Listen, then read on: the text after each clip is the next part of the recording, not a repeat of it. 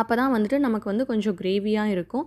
இது கூடவே நான் வந்துட்டு ஒரு 2 டேபிள் ஸ்பூன் அளவு கார்ன்ஃப்ளவர் மாவை தண்ணியாக கரைச்சி ஊற்றிக்கிறேன். அது கூட நமக்கு தேவையான அளவு மிளகுத்தூள் காரத்துக்காக அதையும் நான் சேர்த்துக்கிறேன். இப்போ உங்ககிட்ட குடமிளகா இருக்குது அப்படின்னா நீங்கள் அதையும் சேர்த்துக்கலாம். இன்னும் கொஞ்சம் கிறிஸ்பியாக இருக்கும் சாப்பிடும்போது. இப்போ இது கூடவே நம்ம தேவையான அளவு மிளகாய் தூளும் உப்பும் சேர்த்துட்டு லைட்டாக ஒரு கொதி, அது நல்லா சாஸியாக க்ரீமியாக ரெடி ஆகிடும். அந்த ஸ்டேஜில் நம்ம பொரிச்சு வச்சுருந்தோம் இல்லையா, அந்த காலிஃப்ளவர் எல்லாத்தையுமே சேர்த்துட்டு கோட் பண்ணிடலாம்.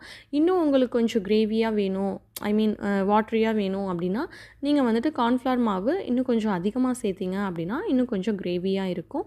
அவ்வளோதான், ரொம்ப டேஸ்டான நமக்கு மஞ்சூரியன் வந்து ரெடி ஆகிடுச்சு. இதை வந்துட்டு நீங்கள் ரைஸ், தால், சப்பாத்தி எல்லாத்துக்குமே வச்சுக்கலாம்.